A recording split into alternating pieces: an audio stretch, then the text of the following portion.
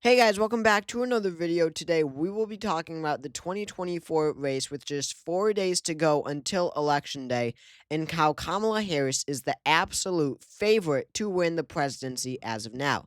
What you're looking at now is my current map forecast. I have Harrison Walls, the Democratic ticket, winning 303 electoral votes to Trump and Vance's 235.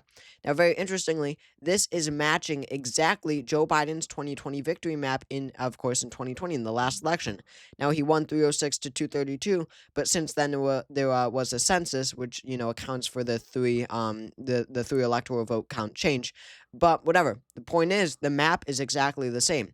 Harris keeps the blue wall. She keeps Nevada, as well as a very narrow win in Arizona, and she's looking better than ever, possibly, in the state of Georgia. I also think that North Carolina will narrow up from 2020, but 1.3% margin in 2020 is significant, and I don't think that she is in striking distance just yet. Well, she is in striking distance, but I don't think that she's favored in North Carolina. So when you look at this map, and you're thinking about paths to victories for either candidate, obviously, if Harris is at 303 and Trump is only at 235, clearly Harris is the favorite. And it would really require a lot, really require a significant, error in my forecast for Trump to win. First of all, he'd have to keep Georgia, right? This was a recent flip in my forecast. He'd have to take back Georgia. That is essential. What else is essential? Arizona. Arizona would have to go back to him. Again, these are the Georgia and Arizona are the two best states for him in the polling averages right now. So of course they would be in his path to 270. So he's that would already require, right, a 1 point shift for my forecast for Donald Trump to carry Arizona and Georgia. I don't think that he will win both. And on top of that, he has to keep North Carolina. But even still, he is not at 270. Even with these three huge battleground states, he is not at 270 electoral votes. From there, he would also have to flip Wisconsin. So, yes, all of these states are close. Yes, Wisconsin, Arizona, and Georgia are all below 1% margins. But the chance that Donald Trump does, in fact, do 1% better than I am forecasting in each of these three states, as I am forecasting right now, hold on to North Carolina, that is extremely unlikely. It would require good luck for the Trump campaign, and it is certainly possible, but that would be the path to victory, and it just makes it very unlikely. But as you can see, even without Arizona, Georgia, and North Carolina, Harris could take Wisconsin. Now, I'm not as confident about Wisconsin for Harris as some other, analysts are, or whatever, just Democrats in general. So if Trump does take Wisconsin, even still, what does Harris have to do? Well, she just has to win one of the others: Arizona, Georgia, North Carolina. Honestly, that is not some huge feat. I think that first would come Georgia, and then Arizona, and then North Carolina last. So she could win there, and she gets 82 electoral votes. So there are paths to victory for either candidate. But right now, this is my forecast. Just keep in mind throughout this video that when you look at the map, Donald Trump much narrower path to victory. He would need a significant forecasting error. Now, speaking more broadly now, not just the states, not just the individual states and the electoral votes and the map, we have to look at early voting specifically, and as I have said for quite a while now, what will decide this election, the gender gap. Because when you look at women versus men, among women and men who have voted early, this is a key indicator in the enthusiasm for either gender. You can see across the board, across all 7 battleground states, women are voting at significantly higher rates than men. For example, Arizona, they're voting 6% more than men. You could see in Pennsylvania and Georgia, two of the most critical battleground states, 19 and 16 electoral votes respectively, women voting at a massive 12-point higher rate than men. That is absolutely stunning.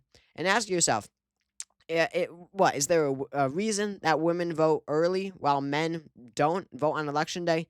No, not really at all. What it indicates is that women are simply turning out to vote at a higher rate than men, and something similar will probably be carried through the election. And of course, women are going to break heavily towards Kamala Harris in this election. I'm sorry, the graphics are super grainy here, but you can make out the yellow numbers. This is a poll in each of the 7 battlegrounds among female voters only. In Wisconsin, Harris has a massive 17-point lead among the women. Michigan, a 16-point lead in Michigan. Nevada, a 16-point lead. In Georgia, a 10-point lead. In Pennsylvania, an 11-point lead. And in Arizona, a 4-point lead. I mean, when you look at those first few states, the blue wall states especially, Wisconsin, Michigan, and Pennsylvania, where, that gives her 270 exactly, absolute massive victories among women. It just shows you how heavily women are breaking for Harris. I believe the election will come down to this. Women will break more heavily for Harris than men will break for Trump. Ultimately, considering the fact that women are now more enthusiastic about this election clearly than men are, it means that there are going to be more female voters in this election, and the fact that Harris already probably has an edge in terms of how women are voting versus how men are voting. In other words, by how much women are breaking for Harris compared to by how much men are breaking for Trump, Harris is already winning that battle, I think. So I think in an election where women and men are voting at equal amounts, I think that Harris wins just like that because she is, there's a bigger gap in women than there is among men. That's how I think things will play out. But clearly, even if I'm wrong, even if men, in fact, break a bit heavier for Trump than women do among Harris or for Harris, you can see that women are more enthusiastic, right? After the overturning of Roe, that clearly is having an impact, just like 2022.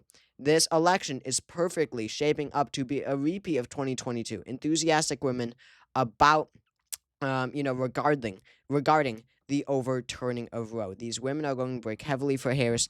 The fact that, they're turning out in early numbers already, that's an extremely positive sign for the campaign. You can see, some of these states, Democrats already have large leads. Pennsylvania, Democrats are already leading. Michigan, Democrats are already leading. Wisconsin, they're leading. So, that alone gives them 270. But you also notice that there is a large amount of independents in each of these states. And ultimately, when you've got, for example, in Wisconsin, Democrats at 34, Republicans at 25, independents at 41, it means that, a close election like in Wisconsin, it'll come down to how the independents vote. And so far, it's looking extremely strong for Harris. What do I mean by that? Well, we have some polling here. This is among voters who have already voted. These are early voters. Take Wisconsin, for example, because we were just talking about it. Among early voters in Wisconsin, Harris leads by 22 points, 60 to 38. But when you look at polling, you are at the party registration of early voters, you see Democrats only have a 9-point lead. Again, 22-point lead among all voters, 9-point lead just in terms of party registration. So what does it mean? It means that the 41% of independent early voters are breaking heavily for Kamala Harris. That's exactly what it means. Not only that, it means that some Republicans are not voting for Donald Trump. It means that some Republicans are instead breaking for Kamala Harris and voting for Kamala Harris. That is really stunning. That is a really stunning sight to see. Considering that come election day, margins like this mean that it would absolutely be a blowout. I mean, it would mean that that Harris is landsliding independent voters. So if this is replicated on the election day vote, where Harris is winning independents by as much as she is right now, for example, in Wisconsin, then it's not even a contest. Harris will be elected the next president. So these factors, this actual data that we have, enough of the polling, right? Well, now that I have it up, this pollster is important. Iowa, and Selzer. I'll make my final prediction on Sunday, after this poll comes out. But enough with the polling, right? Polling is all over the place. Everyone is annoyed by polling. Such conflicting results. Who knows what's going on in polling? Some accurate pollsters say this, some accurate pollsters say that.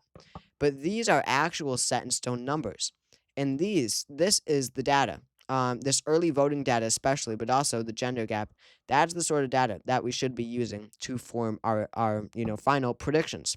But again, these signs like this among early voters, these are strong signs. Early voting, so far is, I mean, all things considered, I'm not just basing it off of early voting. In that case, it'd be a very close election.